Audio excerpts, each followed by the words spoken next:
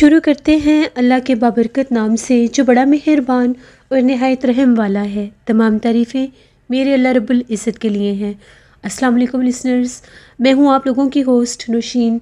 Welcome to my channel खौफनाक कहानियाँ official. मैं उम्मीद करती हूँ आप सब लोग खैरियत से होंगे, जहाँ होंगे खुश होंगे। आज आप लोगों के लिए मैं बहुत दिलचस्प खौफनाक कहानियाँ लाई हूँ जिन्हें आप लोग बहुत पसंद करेंगे। सिलसिला शुरू करते हैं आज की खौफनाक कहानियों का। बढ़ते हैं आज की पहली खौफनाक कहानी की तरफ। ये खौफनाक कहानी वकास अहमद शेयर कर रहे हैं। वकास कहते हैं, आज आपके साथ एक कपल जो कि इंडिया के रहने वाले थे, उनकी ज़िंदगी में पेश आने वाली एक ड्रामनी कहानी शेयर करना चाहता हूँ। 2012 की बात है। इमरान और लाइबा की जब शादी हुई तो वो दोनों ही पेशे से टीचर थे, तो उन लोगों की पोस्टिंग लखनऊ में हो गई। वो लोग कहते हैं कि हम लोग जब लखनऊ शिफ्ट हुए, वहाँ पर हम लोगों ने एक घर रेंट पर लिया। वो घर जो था काफ़ी अरसे से बंद था, लेकिन जब हम लोगों ने छानबीन की तो वो घर हमें मिल गया। हम लोग वहाँ पर शिफ्ट हो गए। घर था भी काफ़ी पुराना, लेकिन नया शहर था, नई जगह थी, मोहल्ला पुर रौनक था, इसलिए हमने वहाँ पर घर ले लिया। अभी हमें वहाँ पर शिफ्ट हुए हुए तकरीबन 5-6 दिन ही गुजरे थे। हमें कभी कभी ऐसा फील होता था कि जैसे इस घर में हमारे अलावा भी कोई मौजूद है, लेकिन हम इस चीज़ को अपना वहम समझते थे कि नई जगह पर बाज़-औक़ात ऐसी फीलिंग्स आती हैं। एक हफ़्ते के बाद हम लोगों के नेबर से एक ख़ातून हम लोगों से मिलने के लिए आई। जो वो आई तो उन्होंने अपना तारुफ़ करवाया कि मैं आप लोगों के नेबर में रहती हूँ और मेरा नाम सुखी चौहान है। जब वो आई, हमने उनको वेलकम किया, वो बैठी, लेकिन उनका जो उस घर को देखने का जो नज़रिया था वो बहुत अजीब था। यानी वो बड़ी सहमी सहमी नज़रों से घर के यहाँ वहाँ देख रही थी। हमने जब देखा, हमें ये चीज़ अजीब लगी, तो हमने उनसे पूछा कि आप इतनी मिस्टीरियस नज़रों से घर को क्यों देख रही हैं? तो उनका ये कहना था कि मैं आप लोगों को कुछ बताना चाहती हूँ। बात यह है कि ये घर ठीक नहीं है। हमने पूछा क्या मतलब ठीक नहीं है? उनका ये कहना था कि ये घर आज सेब ज़दा है। यहाँ पर आज से 10-15 साल पहले एक कपल रहते थे, वो दोनों बूढ़े थे। इस घर में वो शुरू से ही रहते थे, इस घर को वो छोड़ भी नहीं सके। इस घर में उनकी कोई औलाद भी नहीं हुई। फिर इस घर में ही उनकी पुरसरार तौर पर मौत हो गई। वो दोनों इस घर में मुर्दा हालत में पाए गए। उनके रिश्तेदार यहाँ से दूर रहते थे, तो जब उन्होंने आकर देखा तो वो दोनों मरे हुए थे। इस घर से हमें बहुत डर लगता है। उसके बाद यहाँ पर एक और फैमिली शिफ्ट हुई। वो लोग भी यहाँ पर ज़्यादा देर टिक नहीं सके। वो लोग यहाँ पर महीना भी नहीं रहे और यहाँ से चले गए। उसके बाद ये बात पूरे मोहल्ले में फैल गई कि ये घर आज सेब ज़दा है, यहाँ पर जिन्नात और बदरूहों का बसेरा है। आप लोग मुझे देखने में पढ़े लिखे और अच्छे लगे हैं, इसलिए मैं आप लोगों को ये बात समझाने के लिए आई हूँ कि आप लोग यहाँ से चले जाएं। उस औरत की बात तो हमने सुन ली, लेकिन दिल ही दिल में हमें इस चीज़ का बहुत गुस्सा भी आया कि अभी हम लोग यहाँ पर शिफ्ट हुए हैं और अभी से ये हमें यहाँ से निकलने की बातें कर रही है। शायद ये खुद ही नहीं चाहती कि हम लोग यहाँ पर रहें। हमने उसकी इन बातों का कोई जवाब नहीं दिया। थोड़ी देर के बाद वो वापस चली गई। इसी तरह से कुछ दिन गुजरते गए। उस घर में हमें अब दूसरा हफ्ता शुरू हो चुका था। एक रात हम दोनों टीवी लाउंज में बैठे टीवी देख रहे थे, तभी एकदम से हमें किचन से ऐसे आवाज़ आई जिस तरह से बहुत ज़ोर से बर्तन ज़मीन पर गिरे हैं। हम लोगों को बहुत ताज्जुब हुआ कि किचन में तो कोई भी नहीं है, यहाँ पर तो कोई बिल्ली भी नहीं है, तो फिर किचन में बर्तन कैसे गिरे हैं? जैसे ही हम लोग भागते हुए किचन की तरफ गए, लाइट्स ऑन करके देखी तो वहाँ पर किचन में कैबिनेट से किसी ने बर्तन निकाल कर नीचे फेंके थे। हम लोग देखकर हैरान हो गए कि ये कैसे पॉसिबल है। फिर हम लोग अपने आप को बहलाने के लिए ये बातें करने लगे कि शायद हमने बर्तन ठीक से रखे नहीं थे, तो ये कैबिनेट का दरवाज़ा खुल गया होगा और ये सारे बर्तन बाहर गिर गए होंगे। इसी तरह से हम अपने दिल को तसल्ली देते रहे। उसके बाद काफ़ी देर गुजर गई, फिर भी हमें ऐसे ही आहट महसूस हो रही थी जैसे कुछ ना कुछ है, लेकिन देखने पर कुछ नज़र नहीं आता था। ऊपर से उस औरत की बातें भी हम लोगों के दिल में कुछ वहम डाल गई थी। हम लोग सोने के लिए अपने बेडरूम में चले गए। जैसे ही रात हुई, हम लोगों की आंख खुली तो हम लोग क्या देखते हैं, जैसे बाहर बहुत से आदमी बोल रहे हैं, बहुत से लोग हम लोगों के घर में मौजूद हैं। हम उन आवाज़ों पर गौर कर रहे थे, तभी हमें ऐसा लगा जैसे हम लोगों के कमरे का दरवाज़ा खुला हुआ है और अंदर बहुत से लोग आते ही जा रहे हैं, आते ही जा रहे हैं। उनके चेहरे तो नज़र नहीं आ रहे थे, लेकिन उनकी प्रेजेंस फील हो रही थी। उनके सर नज़र आ रहे थे, जैसे अंधेरे में आपके कमरे में कोई दाखिल होता है।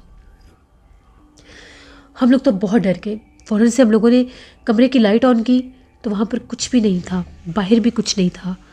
हम लोग बहुत ज़्यादा खौफज़दा हो गए कि ये सब कैसे मुमकिन है, ये सब कैसे हो रहा है। कुछ समझ में नहीं आ रहा था कि आखिर ये कौन है जो इस तरह से हमें डरा रहा है और अपना आप जाहिर कर रहा है। हम दोनों ने यही फ़ैसला किया कि हम लोग इस जगह पर नहीं रहते, क्योंकि अब यहाँ पर हम लोगों के साथ ये अजीबोगरीब पुरसरार वाक़यात होना शुरू हो गए हैं। अब ये चीज़ रूटीन बन गई। ऐसे महसूस होने लग गया जैसे वहाँ पर बाकायदा कोई है। एक दिन ऐसा हुआ हम लोगों के साथ, हम दोनों इकट्ठे ही जॉब पर जाते थे और इकट्ठे ही वापस आते थे।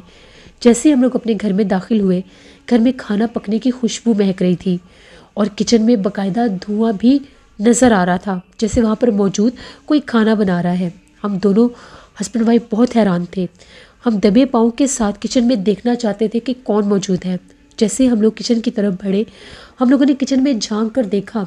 हमने वहाँ पर एक औरत को खड़े देखा। वो औरत बहुत ज़्यादा स्याह रंगत की थी। उसके सर के बाल बहुत ज़्यादा अजीब थे।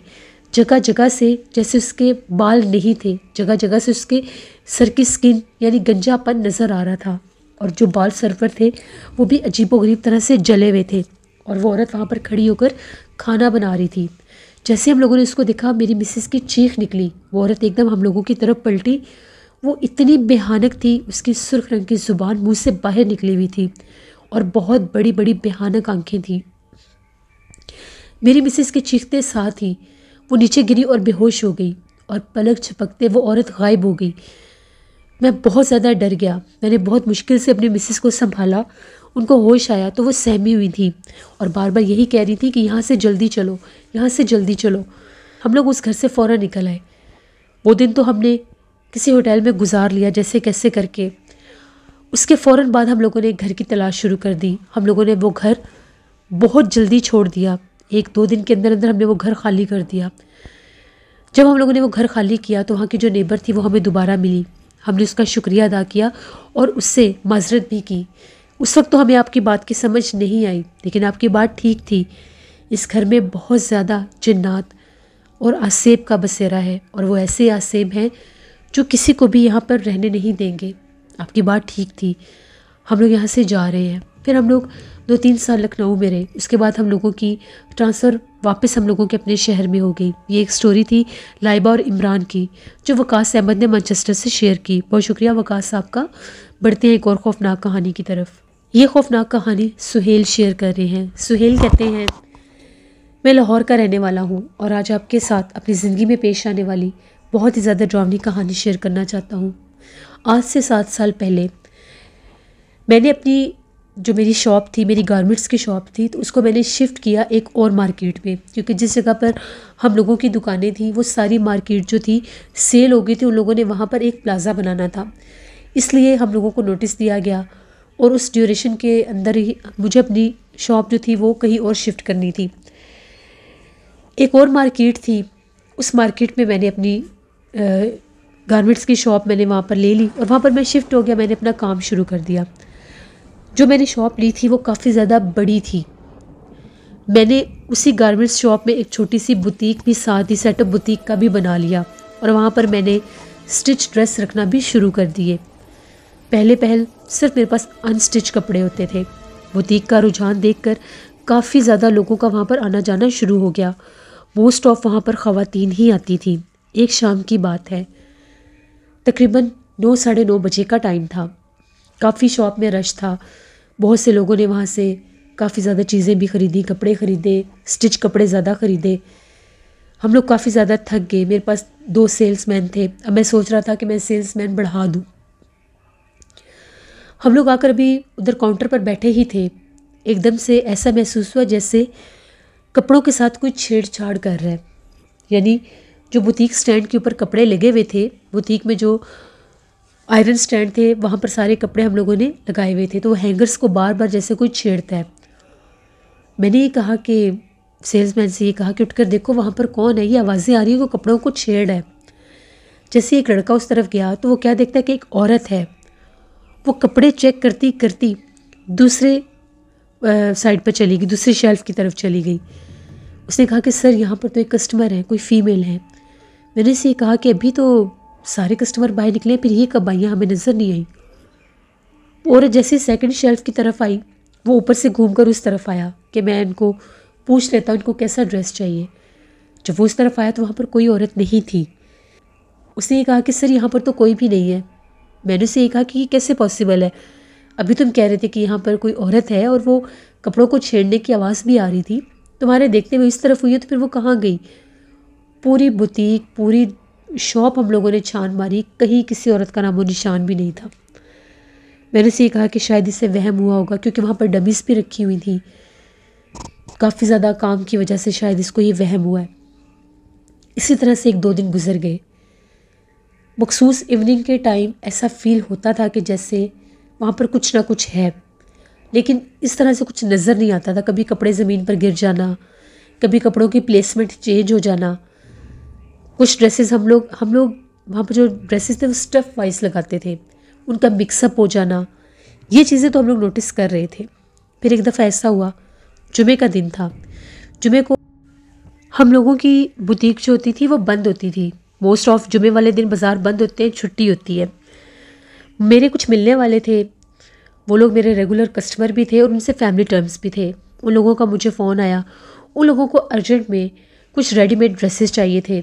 उन लोगों ने दूसरे शहर शादी में जाना। मैंने उन्हें ये कहा कि मेरी शॉप तो बंद है। उन लोगों ने मुझे रिक्वेस्ट की कि आप आ जाएं, हम लोग मार्केट में ही शॉपिंग कर रहे हैं, हमें कहीं से कोई कपड़े नहीं मिल रहे और हम लोगों ने अर्जेंट जाना है, तो आप आ जाएं, हमने कुछ ड्रेसेस लेने हैं। मैंने सोचा ठीक है, मैं चला जाता हूँ। मैं उन लोगों को कपड़े दिलवाने के लिए वहाँ पर आ गया अपनी बुटीक में। वहाँ पर मैं पहुँचा 10:30 पौने 11 बजे का टाइम था।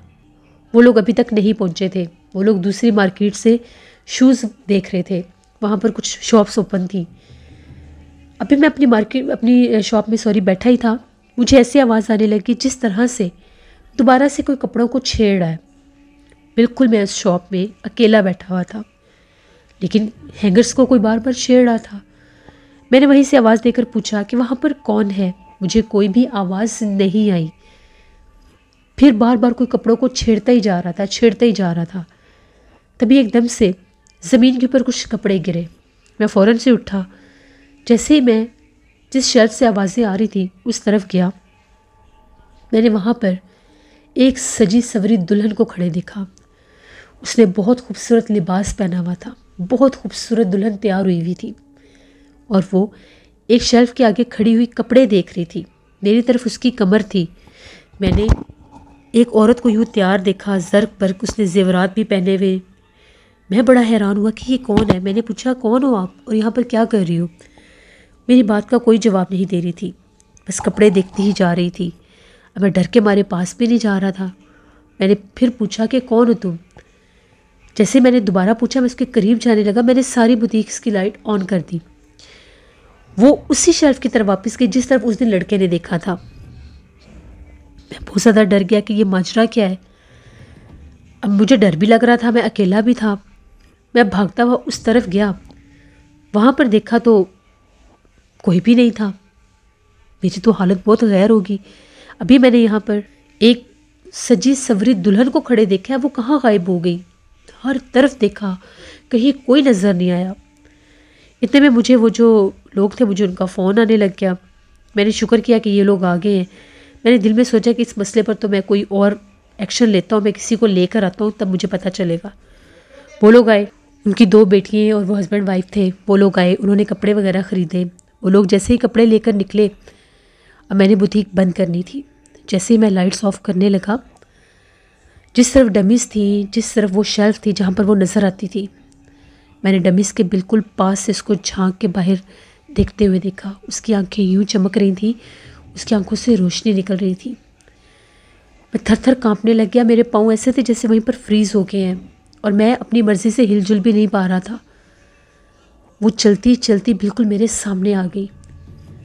उसका चेहरा इतना डरावना था, इतना डरावना चेहरा था, पूरा चेहरा जला हुआ था। बहुत ज़्यादा काले हाथ पैर थे। वो इतनी खूबसूरत हसीन दुल्हन जो थी, उसको फ्रंट से जब मैंने देखा तो मेरे रोंगटे खड़े हो गए। इतनी भयानक चुड़ैल। बस मुझे यही लगा कि शायद अब मैं बचूंगा नहीं, क्योंकि वो बिल्कुल मेरे करीब आती जा रही थी। एकदम से मुझे ऐसा लगा जैसे मेरे पूरे जिस्म को बहुत ज़ोर से झटका लगा है कोई। मैंने अल्लाह अकबर कहा और मैं पीछे गिरा बहुत ज़ोर से। जैसे मैं पीछे गिरा, मैं वहीं पर गिरा और बेहोश हो गया। मेरी आंख खुली तो मैं वहीं पर मार्केट में एक क्लिनिक था, वहाँ पर था। आसपास मेरे कुछ लोग भी खड़े थे, कुछ हम लोगों के उस मार्केट के भी लोग थे। लोगों ने कहा कि तुम्हारी जो शॉप है वहाँ पर लाइट्स ऑन थी, काफ़ी देर हो गई। तो जब वहाँ पर हम लोगों ने देखा कि क्या माजरा है, कौन है वहाँ पर, तो तुम आगे बेहोश पड़े थे, तुम्हारे साथ क्या हुआ है। मेरी गर्दन के ऊपर, मेरे चेहरे के ऊपर फिंगर्स के निशान भी थे, जैसे फिंगरप्रिंट्स होते हैं। मैं थर थर काँप रहा था, मेरे से बोला भी नहीं जा रहा था, मेरी हालत बहुत ख़राब थी। डॉक्टर का भी यही कहना था कि ये डीप शॉक में है। मैंने ये कहा कि मेरी शॉप बंद कर दो और मुझे घर जाना है। उन लोगों ने कहा कि हमने शॉप बंद कर दिया, ये चाबी है तुम्हारी, हर चीज़ वहाँ पर सेव है, कोई भी चीज़ गुमी नहीं, कोई चोरी नहीं हुई। तुम्हें हुआ क्या था? उस वक्त तो मैंने किसी को कुछ नहीं बताया। उन लोगों ने मुझे मेरे घर पहुँचाया। मुझे बहुत सख्त बुखार, मैं बोलना चाहता था, मेरे से बोला नहीं जा रहा था, जैसे मेरा मुँह ही किसी ने बंद किया हुआ है। अगले दिन पता नहीं मुझे क्या हुआ क्या नहीं, जैसे पता नहीं, मेरे में एक हिम्मत आई, मैंने अल्लाह का नाम लिया, मैंने अपने घर वालों को सारी बात बताई। सब घर वाले बहुत ज़्यादा परेशान। मेरी जो दादी अम्मा थी, मेरी अम्मी, उन लोगों का यही कहना था कि वहाँ पर चुड़ैल का बसेरा है, क्योंकि दुल्हन के रूप में सिर्फ चुड़ैल आती है, वो वहाँ पर रहती है, मौजूद है वहाँ पर, जिसने तुम्हें अपना आप जाहिर किया।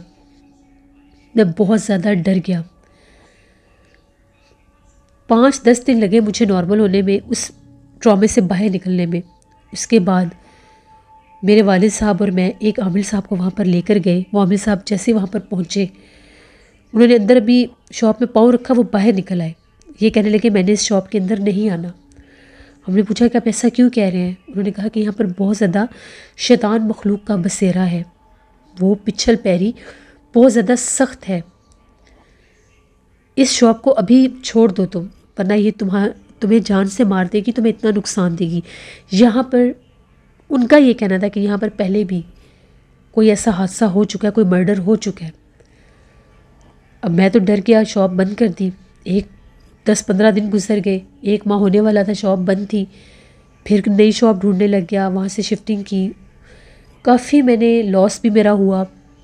उसके बाद जब मैंने उसकी कुछ इन्वेस्टिगेशन की तो उसमें पता चला 20 साल पहले जब ये शॉप नई बनी थी, तो यहाँ पर 2 जो लेबर थे, जब ये शॉप कंप्लीट हो गई थी, जिस दिन इस शॉप की ओपनिंग हो रही थी, उससे 1 दिन पहले यहाँ पर 2 लड़कों की मौत हुई थी पुरसरार तरह से। किसने उनको मारा कोई नहीं जानता। उनकी आंखें नोची हुई थी, गर्दनें टूटी हुई थी। फिर ये तकरीबन 6-7 साल ये जगह बंद रही। फिर बाद में बहुत से लोगों ने यहाँ पर कोशिश की कि यहाँ पर हम लोग कारोबार बना सके, लेकिन कोई भी टिक नहीं सकता था। फिर मेरे साथ ये सब हुआ। अल्लाह का शुक्र है मुझे जानी नुकसान तो नहीं हुआ, माली नुकसान पूरा हो जाता है, लेकिन जानी नुकसान पूरा नहीं हो सकता। तो ये मेरी एक कहानी थी। कभी भी आप कोई नई जगह ख़रीदें, घर हो, शॉप हो, कोई प्रॉपर्टी हो, उसकी पहले प्रॉपर इन्वेस्टिगेशन करनी चाहिए कि क्या ये गैर आबाद थी या आबाद थी, और अगर ये गैर आबाद थी तो इसके बिहाइंड रीज़न क्या थी। तब इंसान बहुत से नुकसान से बच जाता है। ये मेरी एक कहानी थी जो मैंने आपके साथ शेयर की। बहुत शुक्रिया सुहेल आपका। जिससे ये थी आज की खौफनाक कहानी। अपना फीडबैक मुझे ज़रूर दें, आप लोगों को कैसी लगी। आप लोग भी अपनी खौफनाक कहानियाँ शेयर कर सकते हैं डिस्क्रिप्शन बॉक्स में दिए गए email ID nushinveer57@gmail.com पर। इसके अलावा आप लोग मुझे कमेंट बॉक्स में भी स्टोरी शेयर कर सकते हैं। हॉरर स्टोरीज़ ऑफिशियल पर मेरे एक लिसनर है लाहौर से वहाब, उन्होंने बहुत हॉरर स्टोरी ऑन एयर मेरे साथ शेयर की है, मैं वो ऑन एयर करूँगी, उसको ज़रूर विजिट करें। नीला वॉइस ऑफिशियल मेरी सिस्टर का चैनल है, उनको भी जाकर सब्सक्राइब करें एंड सपोर्ट करें। अपना बहुत सा ख्याल रखिएगा। Thank you for watching. Stay blessed. अल्लाह ने के बाद।